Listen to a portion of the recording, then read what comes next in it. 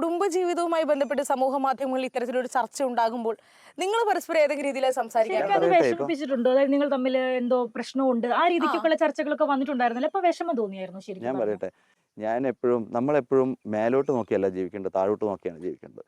ഞാൻ എൻ്റെ എനിക്ക് വരുന്ന കഷ്ടപ്പാടുകൾ കാണുമ്പോൾ എൻ്റെ കുടുംബത്തിൽ തന്നെ ഏറ്റവും വലിയ ഉദാഹരണമാണ് ശ്രീ ഉമ്മൻചാണ്ടി അല്ലേ.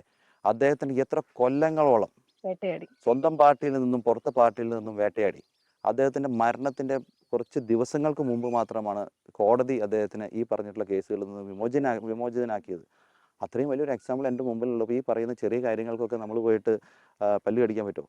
അത് രാഷ്ട്രീയത്തിൽ ഇറങ്ങുകയാണെന്നുണ്ടെങ്കിൽ ഇതെല്ലാം ഫേസ് ചെയ്യാനായിട്ട് വരണം. അപ്പോൾ ഞാൻ എപ്പോഴും ശ്രീ ഉമ്മൻചാണ്ടിയുടെ അപ്രീഷിയേറ്റ് ചെയ്യുന്ന ഒരു കാര്യം, എന്തുമാത്രം കോളിളക്കം നടന്നാലും അദ്ദേഹം പറയുന്നത് സത്യം ജയിക്കും, ഞാൻ ഇതിനകത്ത് കുറ്റക്കാരനല്ല എന്നുള്ള ഒരു വാചകത്തിലാണ് അദ്ദേഹം അവസാനം വരെ പിടിച്ചു നിന്നതും.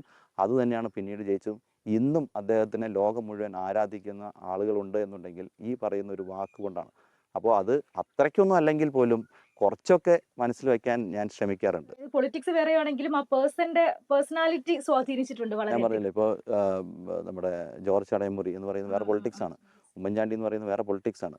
ഞാൻ പറയുന്നത് ഉമ്മൻചാണ്ടിക്ക് ശേഷമുള്ള ഏറ്റവും നല്ല കമ്മ്യൂണിസ്റ്റുകാരൻ എന്ന് ഞാൻ പറയുന്നത് സാബു ജേക്കബാണ്. കാരണം ഇത്രയധികം പാവങ്ങൾക്ക് സഹായം ചെയ്യുന്ന ഏത് കമ്മ്യൂണിസ്റ്റുകാരൻ എവിടെയുള്ളത്?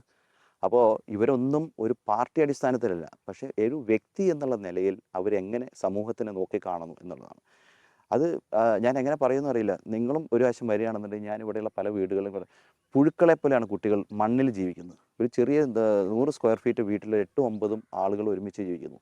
അപ്പോൾ ഞാൻ എപ്പോഴും ഇവിടുത്തെ ആളുകൾ നല്ല വീടുകളിൽ പോകുമ്പോൾ ഞാൻ പറയുന്നത്, നിങ്ങൾ ഈ വീട്ടിൽ സമാധാനമായി സന്തോഷമായിട്ട് ജീവിക്കുന്നു എന്ന് വിചാരിക്കരുത്. അത് നിങ്ങളുടെ സമൂഹത്തിൽ പട്ടിണിയും പരിവട്ടം നടക്കുന്നുണ്ടെങ്കിൽ എന്തെങ്കിലും ഈ മതിലുകൾ പൊളിച്ച് അത് അകത്തോട്ട് കയറി വരും. സാറ് നേരത്തെ പറഞ്ഞു 2021 ആ കാലഘട്ടത്തിലാണ് 2020യുടെ ഭാഗമാവുന്നത്. പക്ഷെ ഇപ്പോൾ 2020 എന്ന് പറയുന്നത് NDA എന്ന് പറയുന്ന ഒരു മുന്നണിയുടെ ഭാഗമാണ്.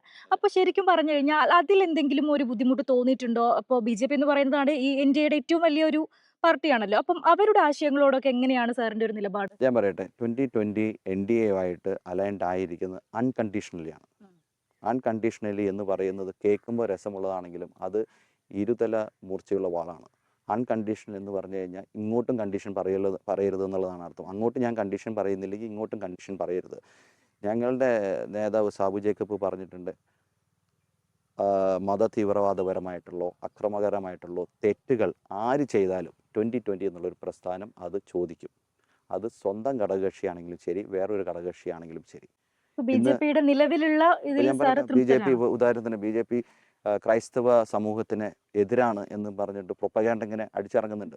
എന്നാൽ 2020 BJP NDAയിൽ കൈകോർത്തതിന് ശേഷമാണ് 140 കൊല്ലമായിട്ട് ഓർത്തഡോക്സ് സഭയിൽ നടന്നുകൊണ്ടിരിക്കുന്ന വഴക്കിനെ ഒരു തീർപ്പ് എത്തിക്കാൻ പോകുന്നത്. ഇനി അടുത്തൊരു 6 മാസത്തിനുള്ളിൽ അതിലൊരു തീർപ്പാവും.